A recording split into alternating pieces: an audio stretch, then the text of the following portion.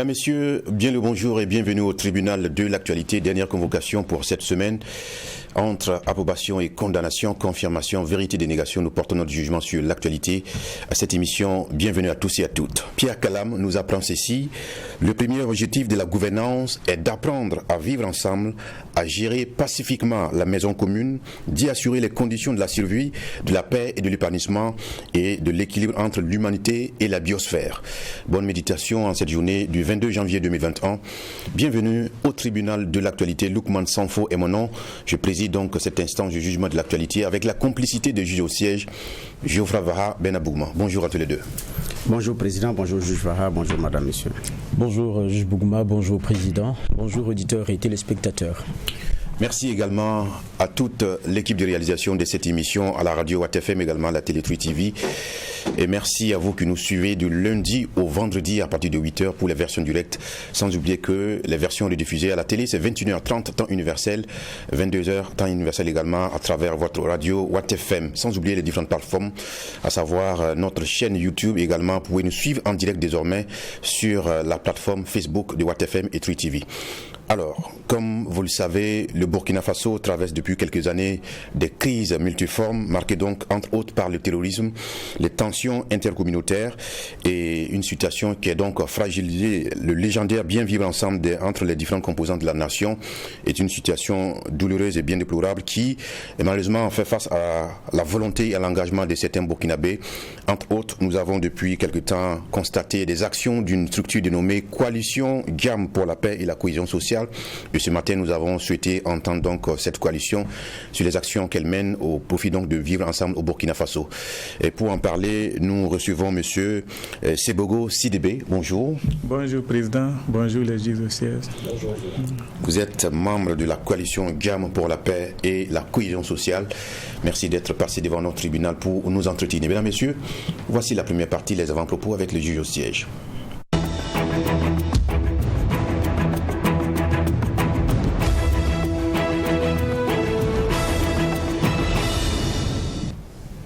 Geoffroy va à la parole.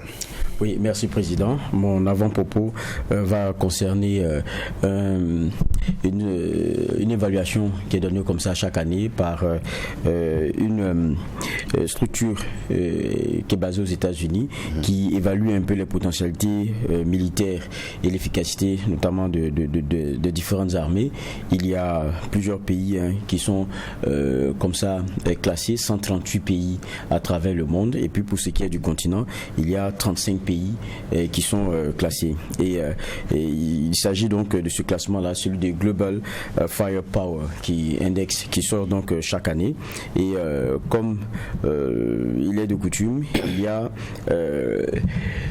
l'Égypte qui demeure la première puissance de feu du continent. L'Égypte qui a l'habitude d'être dans le top 10, mais pour ce qui est au niveau mondial, mais qui sort de ce top 10 là. Mais l'Égypte, c'est vraiment une puissance de feu avec près de 930 000 militaires, avec plus de 450 000 réservistes. C'est vraiment très fort. Et puis il faut dire qu'il y a plusieurs indices qui sont pris en compte, qui sont des plus sérieux pour ce qui est de Global Firepower Index, et qui permettent donc de faire cette classification des différentes armées dans le monde. Et puis à la réalité, et c'est ce qui a fait que je l'ai pris comme avant-propos, c'est que le recul le plus important qui a été enregistré cette année, vous savez c'est qui? C'est le Burkina Faso. Et le Burkina qui perd donc 32 places cette année pour ce qui est de ce classement qui est fait chaque année. Et quand on regarde, le Burkina perd ses 32 places, c'est le pays en tout cas qui perd le plus grand nombre de places. Peut-être c'est parce que les autres ont performé, ou bien c'est parce que nous avons régressé. Mais quand vous regardez ce qu'ils ont comme ce qu'ils ont comme critères, vous verrez que ça va sur les questions de l'armée de terre, de l'air, les capacités que vous avez en hommes, en moyens matériels. Ils ont vraiment toute une classification. Donc quand même assez scientifique, et puis c'est un rapport qui est vraiment attendu sur cette offre sécurité là pour ce qui est de chacun des pays. Il y a des pays par exemple aussi comme le Nigeria qui eux aussi ne s'en sortent pas forcément, le Soudan du Sud qui lui progresse, et le Nigeria plutôt qui parvient à gagner 8 places, voilà, et le Soudan du Sud, mais c'est le Burkina Faso, après tous les efforts que nous avons, c'est ce qui surprend, que nous ayons perdu jusqu'à 32 places au niveau mondial. Nous sommes, quand vous regardez le classement, parce que c'est 35 pays africains en gros qui sont classés, le dernier c'est le Libéria, nous venons en 30e position pour ce qui est du continent africain, mais on est dévancé par la Namibie 29e, Mauritanie 28e, Madagascar 27e, Mozambique, la Côte d'Ivoire qui est 24e, mais vous regardez dans notre sous-région, les pays les mieux classés, c'est le Ghana 17e au niveau donc africain, suivi par le Niger 18e et le Mali 19e. Maintenant, quand vous allez un peu dans le classement, c'est même pas la peine de chercher des pays de la sous-région. Non, vous avez le premier qui est l'Égypte, le deuxième c'est l'Algérie, le troisième c'est l'Afrique du Sud en termes de puissance de feu. Je pense que ça veut dire aussi que malgré les efforts que nous faisons ici, peut-être qu'il y a beaucoup encore à corriger. Et ça, je pense que c'est très intéressant. Maintenant, il faut beaucoup fouiller pour comprendre un peu pourquoi est-ce que nous avons perdu justement ces 32 places-là. Parce que quand vous cherchez un peu les indices du rapport, vous n'avez pas forcément vous n'avez pas forcément tous les éléments, mais c'est tout le principe aussi de ce type de travail scientifique qui est mené. On vous donne des brides, si vous voulez tout, il faut acheter. D'accord, merci à vous de partager ce regard sur la performance des armées et celle burkinabé en particulier. Benabou, ça va être à vous. Merci. Mon avant-propos va concerner la maladie à coronavirus qui est en train de prendre un autre bond. Au départ, quand les chiffres au Burkina ont commencé à se gonfler, on a commencé à accuser les hommes politiques qui, c'est après la campagne, c'est pendant cette période. Mais bon, quand on regarde dans la sous-région, il y a eu une recrudescence. Le Mali, qui avait fermé ses écoles déjà en décembre, n'était pas dans une campagne électorale comme nous. Donc la réalité aussi, je pense qu'il y a un bond un peu plus partout, compte tenu également de l'effet du climat et autres. Donc c'est dans ce contexte-là que la Côte d'Ivoire à côté instaure l'état d'urgence sanitaire à partir d'hier 21 janvier, mais on demande aussi d'accélérer par rapport à l'acquisition des vaccins qui avaient été promis par Alassane Ouattara quand il accédait pour son 3e mandat. C'était d'ailleurs dans son discours d'investiture. Lui, il avait pris engagement pour avril 2021. C'est une date également qui s'approche. Janvier est pratiquement fini, donc il reste 3 mois. Donc, qui est également là. Donc, on attend de voir, parce que ça, là aussi, ça ne va pas dépendre de la Côte d'Ivoire seulement, puisque ça va aussi dépendre du pays fournisseur. Et on sait que c'est un vaccin qui s'arrache, comme depuis type 1. Ici, au niveau du Burkina, on n'a rien encore dit par rapport à la vaccination. Est-ce qu'on va y aller, est-ce qu'on ne va pas aller? Et on n'est pas totalement situé. Donc, c'est vrai que lors du dernier conseil des ministres, Géoffran faisait hier un avant-propos. Le chef de l'État a instruit les ministres de prendre toutes les mesures nécessaires, les précautions par rapport au respect des gestes barrières, qui n'exclut pas aussi des contrôles inopinés, parce que bon, peut-être que d'ici là aussi nous aurons des mesures beaucoup plus drastiques. Mais moi, mon avant-propos n'est pas tant au niveau du sommet de l'État qu'au niveau de la base. Il faut également que les citoyens se mettent en tête qu'effectivement la maladie à coronavirus n'est pas fini. Il y a des gens jusqu'à présent qui chopent la maladie, et quand on regarde au niveau des décès, le nombre également, comment on appelle ça, il y a de nouveaux cas de décès, alors qu'il y a longtemps on n'avait pas de cas de décès. Donc au niveau individuel, chacun doit également se mettre en tête qu'il est d'abord responsable de sa propre sécurité, de sa propre santé, de la santé des autres, et faire en sorte de ne pas être en même temps un vecteur de propagation. Donc là, il ne faut pas qu'on se voile à la face. L'heure, je pense aussi, n'est pas forcément à trouver des responsabilités, mais c'est que chacun se préserve en préservant les autres. Je pense que c'est en ce moment que nous allons pouvoir endiguer. Mais si on va chercher des responsables, nous n'allons pas pouvoir nous en sortir, parce qu'à la fin, c'est des gens qui vont souffrir. À la fin, peut-être, c'est une maladie qui peut emporter des gens. Donc, à la réalité aussi, il va falloir que chacun mette du sien. Mais ça ne dédouane pas l'État de ses responsabilités régaliennes vis-à-vis des citoyens burkinabés. D'accord. Merci à tous les deux pour ce regard sur l'actualité en guise d'avant-propos. Sans plus tarder, on va donc à présent questionner notre vivre ensemble. On va évaluer aussi les différentes initiatives qui sont portées ça et là à la faveur de la cohésion sociale.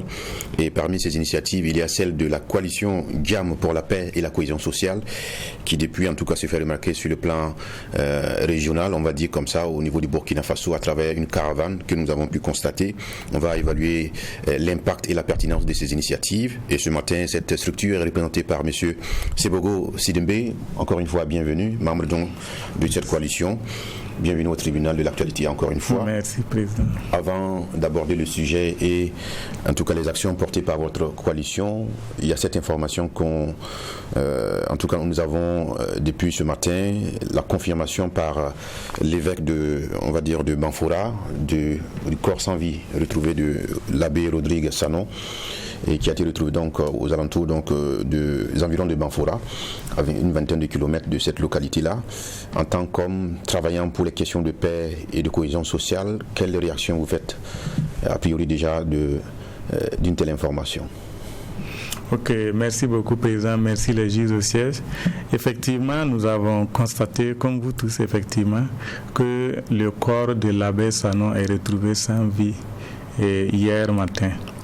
Mais effectivement, c'est des informations quand nous avons apprises et tout de suite, nous n'étions pas contents parce que nous sommes en train de mener des actions allant dans le sens de la paix, de la cohésion sociale, du vivre ensemble, où nous pensions quand même que c'est des actions qui ont beaucoup duré, et notamment l'insécurité, et qui devraient vraiment être revues. Donc ça, vraiment, c'est pour dire que ça nous interpelle tous. En tout cas, on n'a pas été content d'apprendre cette nouvelle. Quand vous attendez un tel départ ou un tel assassinat, c'est parce que tout s'apparente à un acte criminel. Est-ce que vous pensez déjà à des actes qui ont un rapport direct entre les communautés, le vivre ensemble entre les différentes composantes sociales? Bon, ici, on peut effectivement penser dans ce sens. Bon, c'est un sujet qui a vraiment plusieurs volets.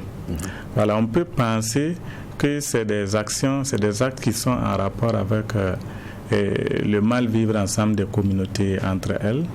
On peut aussi penser autrement. Voilà, mais nous, l'un dans l'autre, nous disons que c'est des actions quand même qui ne devraient pas se poser en réalité. Voilà.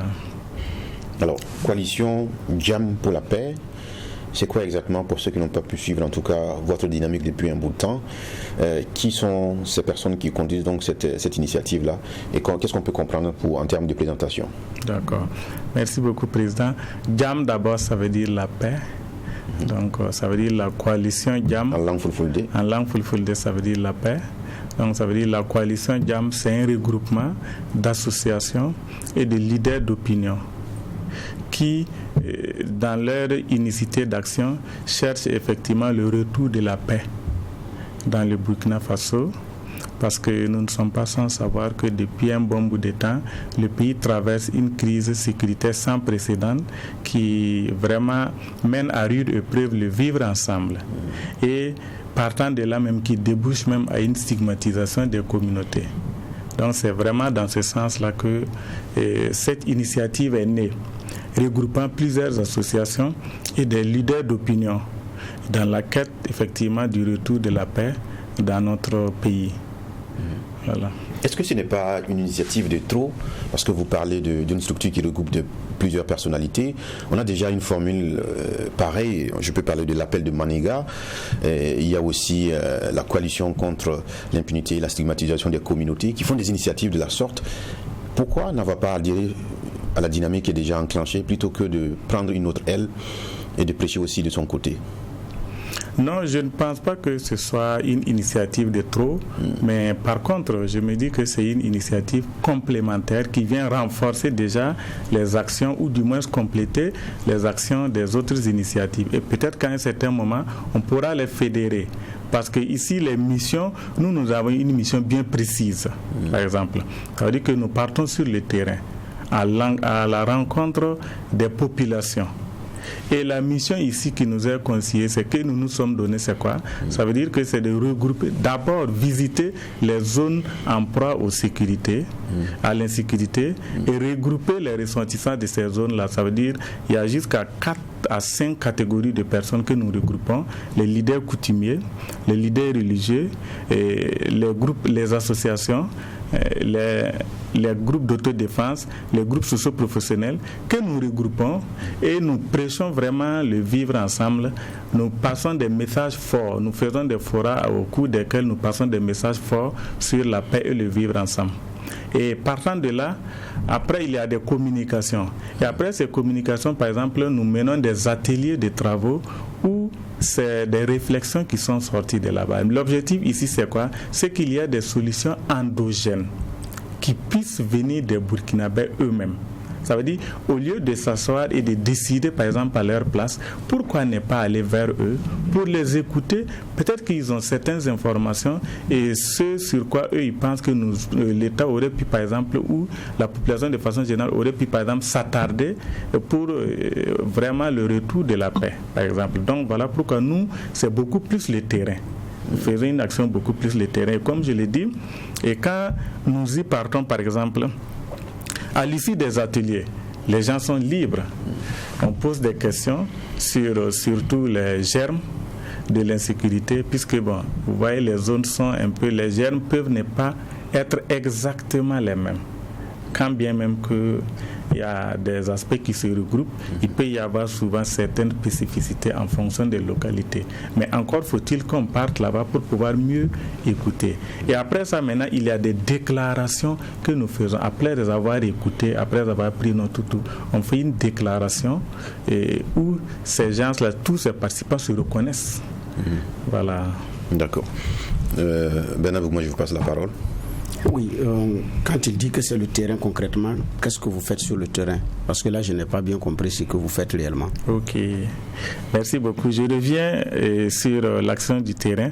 Vous n'êtes pas sans savoir que depuis le 19 décembre, nous sommes en sortie.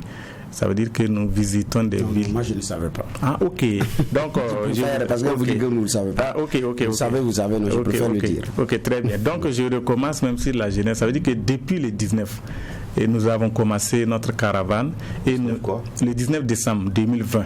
D'accord. Pour la première fois, on est allé à Djibo, au coin de la région du Sahel, pour tenir des forats là-bas où nous avons initié ces travaux-là. Ça veut dire que quand nous sommes arrivés, bien avant les préparatifs, ça veut dire que les leaders d'opinion, ces 6 catégories de personnes-là ont été invités, comme je le disais, les leaders coutumiers, les leaders religieux, et les groupes d'autodéfense, les associations, etc., ont été invités à prendre part à cette cérémonie, à cette activité.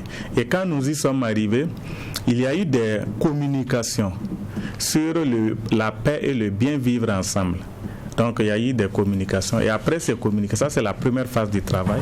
Après cette première phase, il y a eu la seconde phase qui consistait à faire des ateliers de travaux. Ça veut dire qu'on regroupe les gens en fonction des provinces, comme je le disais, pour avoir plus de précision. Par exemple, si vous prenez la région du Sahel, ça regroupe 4 provinces. Les causes peuvent ne pas être exactement les mêmes, même si c'est dans la même région. Il peut y avoir un peu de spécificité. Donc, raison pour laquelle on les a regroupés selon leur province. Et leur demander maintenant quels sont les germes du terrorisme dans leur zone précise et quelles peuvent être les solutions selon eux pour qu'on puisse vraiment sortir de ce mal. Donc, ça, c'est des questions ouvertes où les gens prennent part et ils donnent leur point de vue. On prend des notes. Et parmi les prises de notes, il y a un de leurs même qui est rapporteur. Et c'est ce rapporteur-là qui va restituer dans les travaux de plénière là, ce que le groupe a dit pour plus de fidélité. Et on regroupe maintenant tous ces rapports-là pour en faire une déclaration, pour dire la déclaration du Sahel.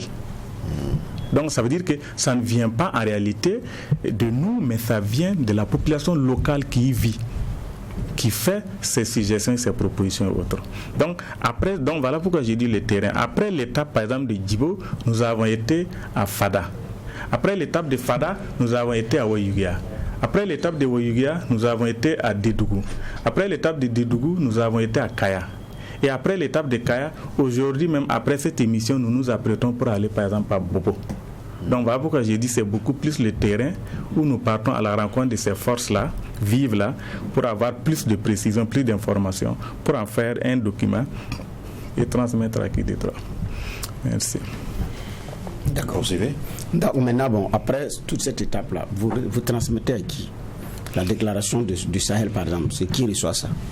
Bon, en fait, toutes les déclarations, puisque quand on fait la déclaration du Sahel, le gouverneur, qui est le premier responsable de la région, en reçoit la déclaration pour transmettre aux plus hautes autorités, mais nous également, nous gardons.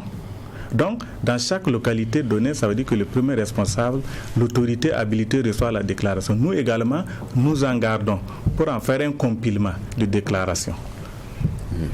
C'est bon. Geoffroy, pour ces questions d'entrée. Je pense que la grande question, c'est la réconciliation, la réconciliation nationale. Tout le monde tente d'y mettre ce qu'il pense être naturel.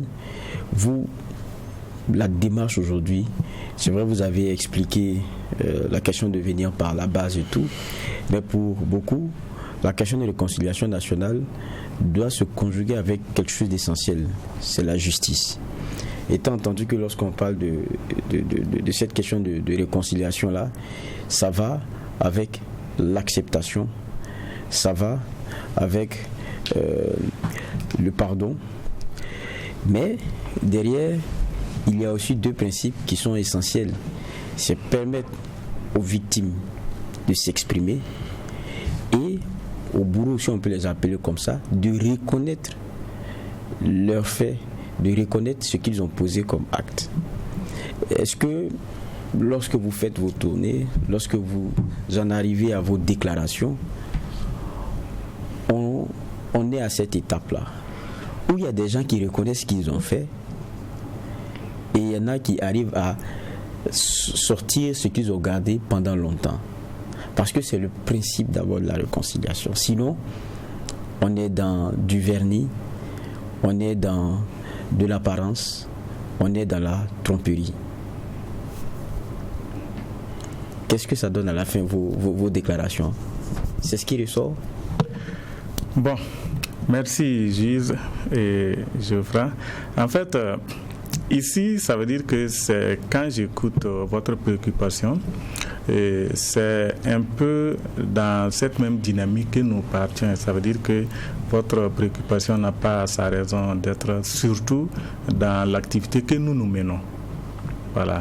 C'est vrai qu'il faut que ceux qui ont posé les actes reconnaissent leur part de culpabilité et que ils soient pardonnés, afin qu'on puisse parler de réconciliation. Et il y a effectivement ce volet justice également dont on parle. Mais ici, il faudra dire que quand on parle de justice, c'est quoi? Ça veut dire que c'est lorsque il y a vraiment un antagonisme où on n'arrive pas à trouver le juste milieu. Dès lors qu'on arrive à trouver le juste milieu, ça veut dire qu'on parle de justice lorsqu'il n'y a pas eu d'entente. Or, ici, notre objectif, là, c'est quoi? Voilà pourquoi nous descendons sur le terrain d'ailleurs. Ça veut dire l'objectif ici, c'est que les populations elles-mêmes puissent proposer des solutions endogènes pour vraiment la paix et le vivre ensemble. Et quand on les écoute, on lance également un appel de l'autre côté, puisque l'appel est lancé dans les deux cas, pour qu'on puisse... Je continue ma question. Okay. Parce que quand on parle de réconciliation, vous dites, peut-être que ce que je dis n'a pas forcément sa raison d'être, parce que c'est lorsqu'on ne s'entend pas, on va en justice et tout, mais on réconcilie qui s'il n'y a pas d'antagonisme? On réconcilie qui s'il n'y a pas quelqu'un qui se sent meurtri et qui pense que l'autre est celui qui est la cause de ces meurtrissures? On réconcilie qui s'il n'y a pas ça? Dans ce cas de figure, il n'y a même pas de réconciliation à faire si je vous écoute. S'il n'y a pas d'antagonisme, s'il n'y a pas de problème, pourquoi est-ce qu'on parle de réconciliation alors aujourd'hui? Ok, merci. Ici, je voudrais simplement dire que l'antagonisme ici, c'est quoi? Ça veut dire, c'est vrai, il y a l'antagonisme, certes, mais c'est quand les deux antagonistes n'arrivent pas à trouver un terrain d'entente. Parce que vous pouvez avoir des différends, par exemple, et décider d'utiliser une autre méthode pour résoudre ces différends-là sans forcément passer par la justice. Je pense que vous êtes libre de le faire. C'est quand vous décidez forcément qu'il faut qu'on aille en justice que là, quand un des camps décide forcément qu'il faut qu'on aille en justice, là, bon, l'IC est obligé de faire son travail. Mais si vous pensez que, par exemple, vous pouvez dépasser certains aspects et puis, bon, revoir pour l'intérêt supérieur de la nation, je pense que là, bon, voilà. Je pense que ce qu'on est en train de faire, c'est le débat de fond de la question de la réconciliation aujourd'hui. Quittons l'abstrait. C'est vrai que avec début janvier, fin décembre, début janvier, l'attente du nouveau gouvernement nous a emmené peut-être loin de certains tristes anniversaires qui sont assez récents. Je prends un cas simple, Yirgou. Prenons un cas, Yirgou. Vous allez à Yirgou, vous pensez qu'aujourd'hui on aura à la fin une déclaration et on dira bon, ils ont décidé de passer outre l'aspect justice parce que bon, on peut se pardonner et puis continuer. Parce que je dis encore, la réconciliation, il y a des aspects qui sont quand même très clairs. Il y a la déculpabilisation dans l'opinion pour ce qui est de certaines personnes qui sont incriminées. Et puis, il y a la question de pardonner. Mais ça passe par le fait qu'on ait permis aux victimes de s'exprimer et au bourreau de reconnaître ce qu'ils ont eu à faire. Maintenant, nous sommes dans un état de droit. Quand vous avez tué quelqu'un, même quand on vous a pardonné, il y a des fois même si vous retirez votre plainte, je ne sais pas quoi, il y a le pénal, ce que vous avez fait est très grave. Vous avez enfreint des textes, ça c'est un autre point des choses. Donc, j'ai pris le cas Yirgou.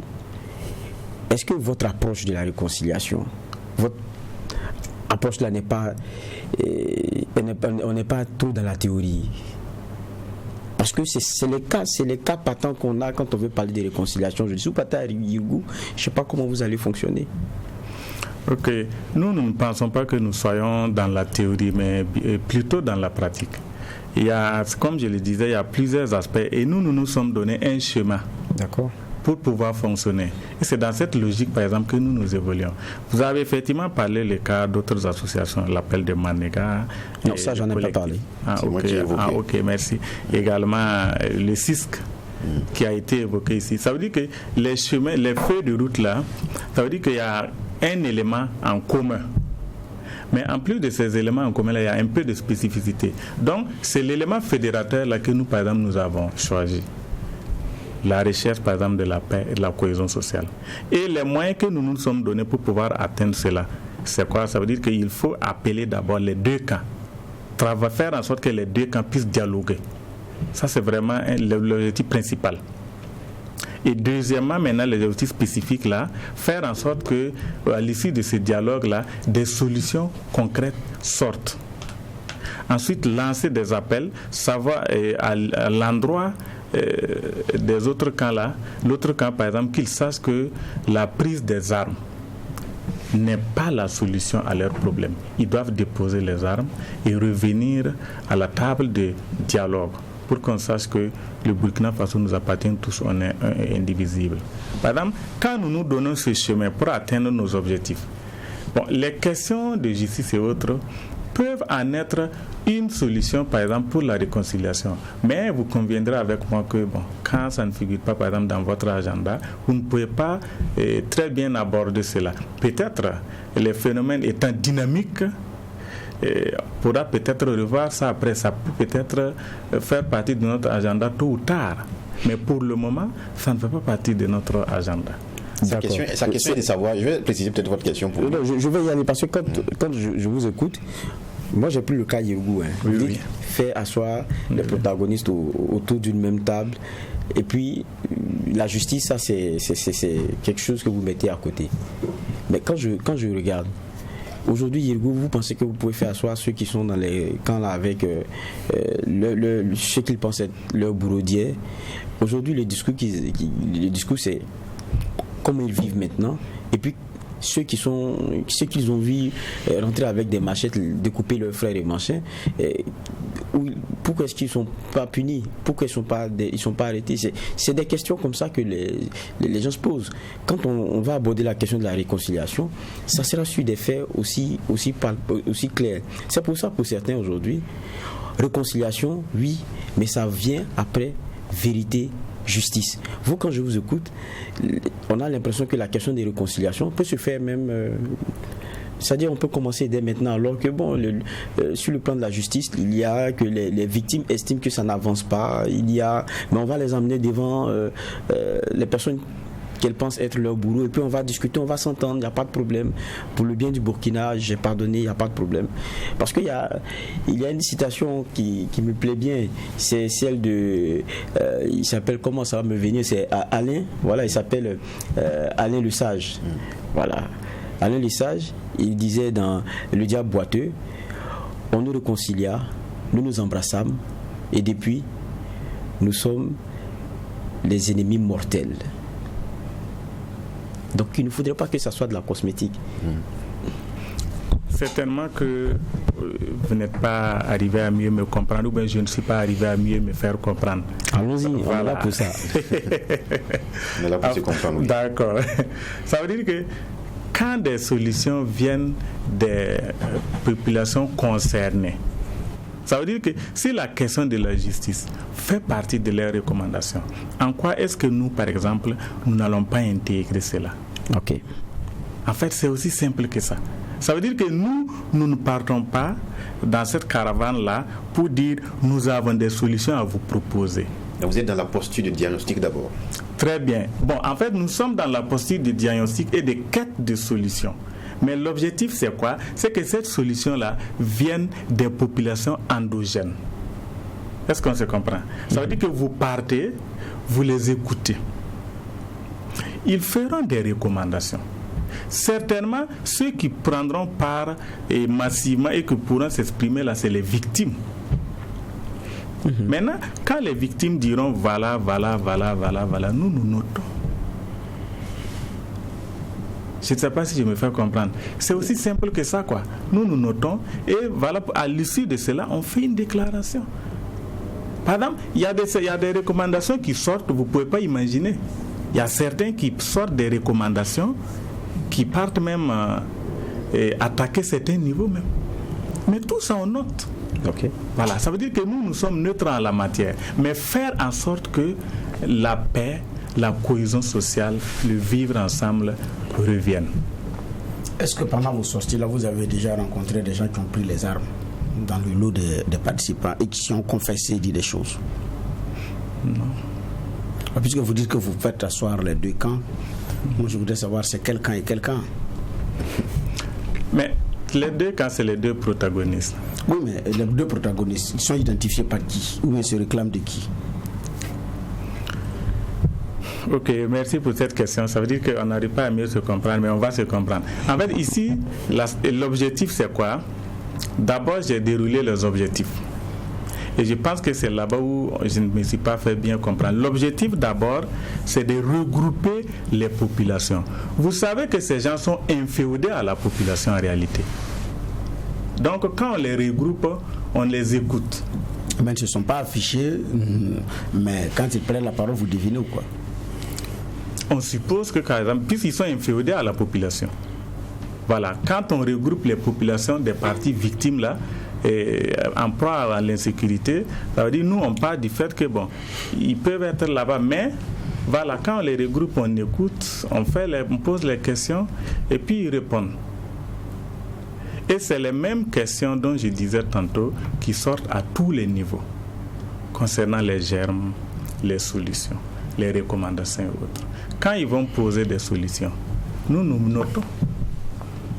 C'est aussi simple que ça. Je ne sais pas si je vais dire que est-ce qu'on ne perd pas du temps, mais j'ai comme l'impression que ça ressemble aussi à certaines actions ou à certaines questions spécifiques où on entend nos gouvernants dire on va réfléchir, on organise des colloques ou en tout cas des ateliers pour réfléchir à comment est-ce qu'on va. Est-ce que cette question spécifique de la réconciliation, du vivre ensemble n'est pas connue? Il y a même des travaux scientifiques d'éminents sociologues ou historiens qui ont écrit, qui ont même fait des recommandations. Est-ce qu'il n'est pas pertinent d'aller directement à la proposition de solution que de faire tout ce tour-là pour dire on veut comprendre, on veut que vous proposiez vos solutions, etc., etc.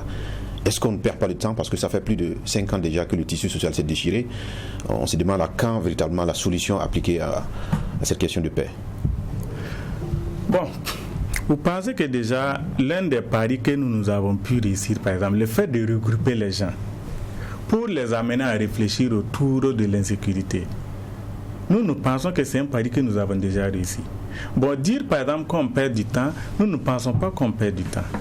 Non? Parce que nous pensons... Est-ce qu'il n'y a pas urgence? Oui, bien sûr qu'il y a urgence. Mais le fait même déjà que les gens se regroupent pour savoir que déjà le problème a été pris à bras le corps et que la base est concertée, ça fait partie des solutions déjà. Puisque ceux qui vont prendre part au fora, ils seront désormais des vecteurs des messages de paix, de réconciliation. Ça part de là, par exemple. En attendant que les autres recommandations ne soient, par exemple, mises en application. Vous avez dit à un moment donné tout à l'heure que vous étiez dans le Sahel. Oui. Vous étiez dans le Sahel. Allons dans le concret. Pour ce qui est du Sahel, parce que après il y a eu une déclaration, vous avez entendu beaucoup de choses. Qu'est-ce qui a été dit sur les problèmes qu'il y a?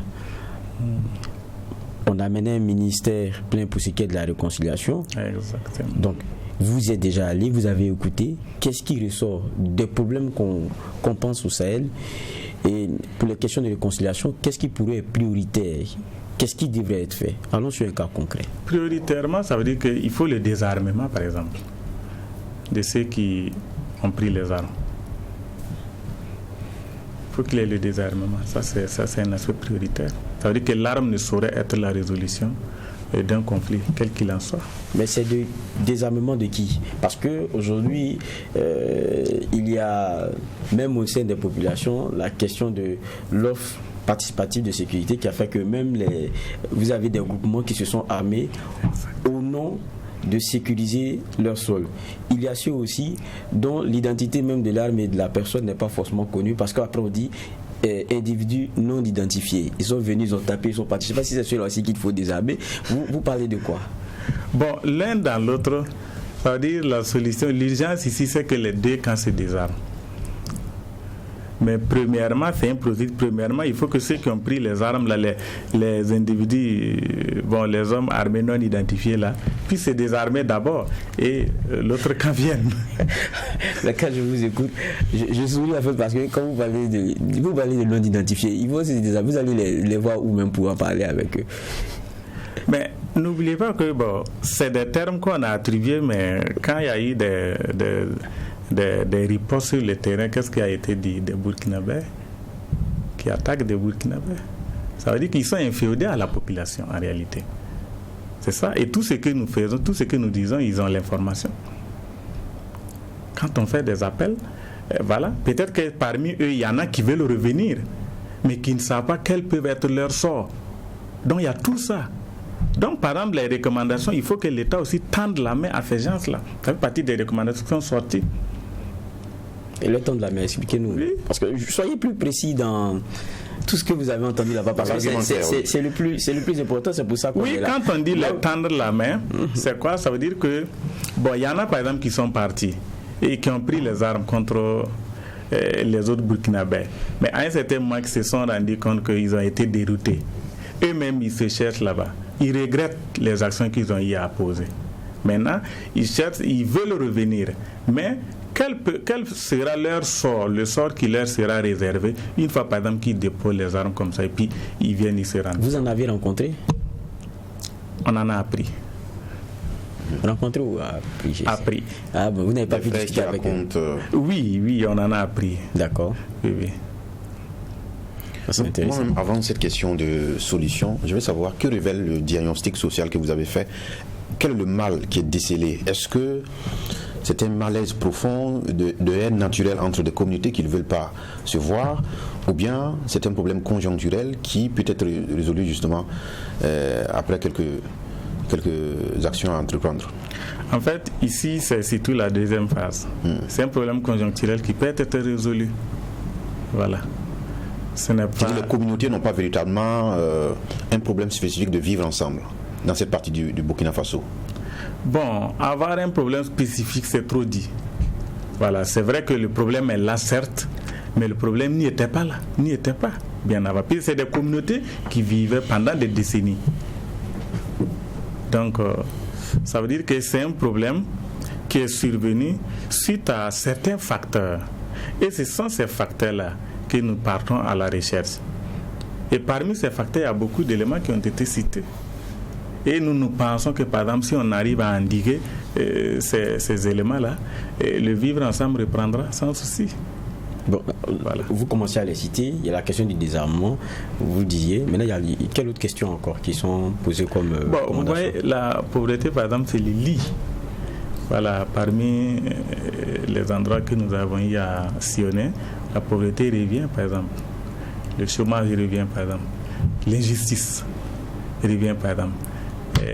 Les conflits, le conflit foncier, par exemple, c'est des choses, par exemple, qui reviennent fréquemment. Voilà. Et donc, tout ça, nous pensons que c'est des choses, si on arrive à régler, les populations pourront revivre sans problème, quoi. Oui, est-ce qu'on peut avoir une idée de ces recommandations-là? Parce que vous les avez eues quand même. Oui. Vous dites que il y a des choses inimaginables qui ressortent. Oui, est-ce qu'on peut avoir une idée? Oui, mais bon, permettez-moi quand même de ne pas tout dire ici. C'est vrai. On n'a pas dit de tout dire, on dit quelque chose. Justement, quand je dis des choses inimaginables, c'est ces choses-là, justement, j'ai dit, permettez-moi de ne pas tout dire ici, parce que nous faisons un travail que nous devrons remettre à qui de droit. Et je pense que après. C'est qui le qui de droit? Aux plus hautes autorités. Est-ce que vous ne risquez pas de tomber dans... On a même entendu un premier ministre du Burkina dire les plus hautes autorités. Un premier ministre du Burkina a dit les plus hautes autorités. Finalement, la plus haute autorité, c'est qui? Quand un premier ministre... À ce rythme-là, le président lui-même, un matin, risque de dire aux plus hautes autorités de ce pays. Donc, c'est pourquoi je pose la question. La plus haute autorité, les plus hautes autorités, là. C'est toujours le pluriel. Les plus hautes autorités. Ça s'adresse à qui? Vous convenez avec moi que moi, je ne suis ni de l'exécutif, ni du législatif, ni des quatre pouvoirs là. Donc au moins je suis bien placé pour dire aux autorités. Vous êtes initiateur de quelque chose. Et vous savez à qui vous allez remettre. Et vous venez ce matin, vous me parlez des plus hautes autorités. Je suis en droit de me poser la question si vous n'êtes pas en train d'emboucher la même trompette que les hommes politiques. Quand un premier ministre dit qu'aux plus hautes autorités de ce pays, il y a un problème. Et alors que lui-même il est le patron, après le président, c'est lui le chef de l'exécutif. Il conduit un gouvernement. Et puis il parle des plus hautes autorités du pays. Il parle du président de l'Assemblée nationale, ou il parle du chef d'état-major général des armées. Pertinente et sérieuse. Maintenant, c'est à qui est-ce que vous avez identifié formellement les personnalités, chacun en fonction de son domaine d'action, devant recevoir la conclusion de vos travaux? Et c'est ça qui m'intéresse. Oui, tout à fait. Ça, c'est important. Quand vous me résumez ça dans une formule plus haute autorité, alors que même les premiers ministres l'emploient, moi je ne sais plus à qui vous adressez. Bon, nous on s'adresse à eux. Maintenant, si eux ils parlent, oui, le gouvernement. On pensait d'ailleurs que vous avez une approche alternative de cette question de si c'est pour faire un diagnostic et puis remettre au gouvernement encore. Ça se fait déjà de façon administrative. Je ne sais pas quelle est votre particularité finalement. La pertinence ou l'opportunité, puisque l'administration n'est pas restée bras croisés à ne rien faire. Elle fait aussi des actions dans ce sens, mais on pensait que votre approche, qui est de la société civile, est une approche alternative. Justement, c'est une approche alternative, mais vous conviendrez avec moi, par exemple, que le travail que nous sommes en train de faire là, s'il y a des recommandations, qui est mieux placé pour mettre en œuvre ces recommandations? C'est la personne à qui vous allez les mettre là, et c'est qui? Voilà. Pourquoi je parle de l'exécutif? Jusqu'à présent, l'exécutif, là, vous allez remettre ça au ministre des Infrastructures? Non. Alors? Il y a un ministère plein qui est chargé de la question. Mais nous avons démarré les travaux avant que ce ministère ne soit créé. Maintenant, ce ministère peut rejoindre, si par exemple on nous dit de partir reverser ses travaux à ce ministère. Il y avait un ministère en charge de la cohésion sociale, qui était géré un par ministère délégué à Voilà. la décentralisation et à la cohésion sociale. Ça existait. Le 19 décembre, le gouvernement n'était pas encore là. Quoi? Le 19 décembre, là. Le gouvernement était C'est pas- le 19 décembre, vous avez commencé. Oui. Le 19 décembre dernier. Le gouvernement était toujours en place, monsieur. Il Parce a, que il a démissionné le 28. le gouvernement a été démissionné officiellement C'était le 30. Non, le 30. C'est dans la mention que L'acte c'est vu la lettre de démission du Premier ministre du 28. Voilà. Mais le gouvernement a été démissionné le 30. Le 19, le président élu n'avait même pas encore prêté serment. Dans la foulée avant sa nomination, il y a même eu entre-temps un conseil des ministres. Donc le 19, le gouvernement était en place. Le 19, on a démarré les travaux. Et on devrait finir théoriquement les travaux le 6 février 2021. Donc, pendant ce temps, il y avait une phase de transition officiellement que nous, on savait, puisqu'il fallait un nouveau gouvernement. Donc, nous, dans notre esprit, il fallait d'abord voir le président du FASO, ça c'est sûr. Mais dans le nouveau gouvernement, ça sera qui, nous, on ne savait pas. Donc, à l'esprit, on avait en tête remettre au président du FASO au cas où. Mais comme il y a un nouveau gouvernement qui est là, où il y a un ministère plein chargé maintenant de la cohésion sociale et ainsi de suite, donc c'est la bienvenue, quoi. On peut recevoir les recommandations de nos travaux. Puisque c'est Mais d'ailleurs... Vous avez commencé c'est vrai que vous finissez en février. Est-ce que vous avez déjà commencé les démarches? Parce qu'on a vu le ministre, dès son installation, commencer à recevoir le CIS, qui allait à la rencontre d'un certain nombre d'acteurs même de la société civile qui sont peut-être très imprégnés de la question. Il a commencé à avoir des rapprochements, ou bien vous avez des démarches dans ce sens? Bon, ça, les démarches y sont. Mais comme nous n'avons pas encore fini, on ne peut pas, sinon on a déjà enrambé les démarches dans ce sens. J'aimerais aussi connaître la spécificité de votre démarche, parce qu'il y a des structures qui, sur le même schéma, travaillent sur les questions de réconciliation, mais quand vous grattez un peu le vernis, vous vous rendez compte que c'est plutôt une structure qui, pour la défense d'une communauté donnée, parce que à voir les actions menées sur le terrain, on se pose bien la question, est-ce que c'est vraiment pour une cohésion générale de Burkinabé? Est-ce qu'à votre niveau, vous n'êtes pas dans cette erreur de fonctionnement et de positionnement? Très bien, merci beaucoup. En fait, c'est un peu ça la spécificité justement, parce que nous, d'abord, on parle de coalition. Ça veut dire que c'est des structures qui existent, qui se sont coalisées maintenant pour avancer. Et les actions que nous menons sur le terrain, je pense que si vous nous avez bien écouté, ça montre à quel point nous n'avons pris parti pour d'aucun cas. Voilà. Donc nous ne sommes pas là pour... L'objectif, on a un objectif à atteindre. Mais prendre parti, nous ne sommes pas dans cette dynamique. Autre chose, c'est les ressources. On sait que si on est les quatre coins du Burkina Faso, ce n'est pas donné à n'importe qui. Même des ministres qui ont des départements ont besoin de budget pour le faire. Vous, aujourd'hui, vous arrivez à sillonner quand même ces zones assez dangereuses, surtout en termes d'insécurité. Quels sont vos moyens d'action en termes de ressources financières et techniques? Ok. Bon, merci pour cette question. Ben, il faudra dire que technique, nous n'en avons pas comme ça. Parce que quand une cause est noble, ça veut dire que vous vous sacrifiez et puis vous avancez sous la protection divine. Quand vous partez, c'est pas moi, à Djibo ou dans les zones dangereuses là, qui vous convoie? Comment est-ce que vous partez à l'hélicoptère et tout? Je ne sais pas. C'est ce que j'ai la question. Oui, c'est ça, je suis en train de venir là, justement. Je vous ai bien compris. Ça veut dire, exception faite de Djibo, où nous avons bénéficié d'un cortège, le reste, il n'y a pas eu de cortège. Ça veut dire, nous partons comme ça et nous revenons. Donc, ça veut dire que c'est convaincu vraiment de la pertinence. Et bon, on prend le risque, on avance, quoi. Maintenant, très bien, oui, je reviens à la question.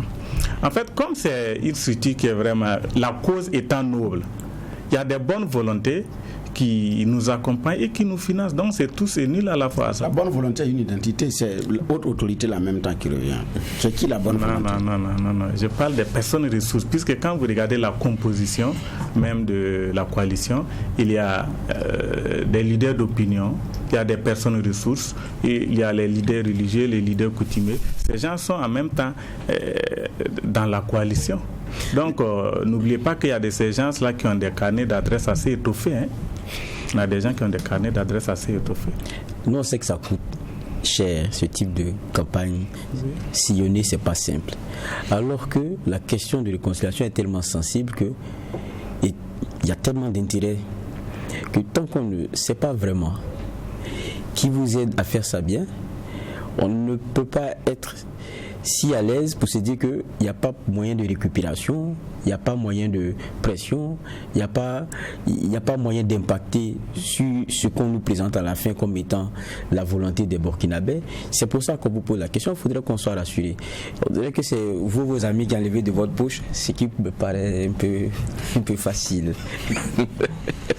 Bon, vous convenez avec moi, je vous ai dit, je suis membre de la coalition, mais je ne suis pas le président de la coalition, par exemple. Mais n'oubliez pas qu'il y a des personnalités assez importantes qui sont dans cette coalition. Et ce dont nous parlons comme moyens et autres pour eux, c'est... Qui citez-nous? Je vous dis, il y a des personnalités assez importantes qui sont, par exemple, dans vous oubliez que les sources de financement... Vous aimez vous répéter, hein? Les sources de financement peuvent aussi être...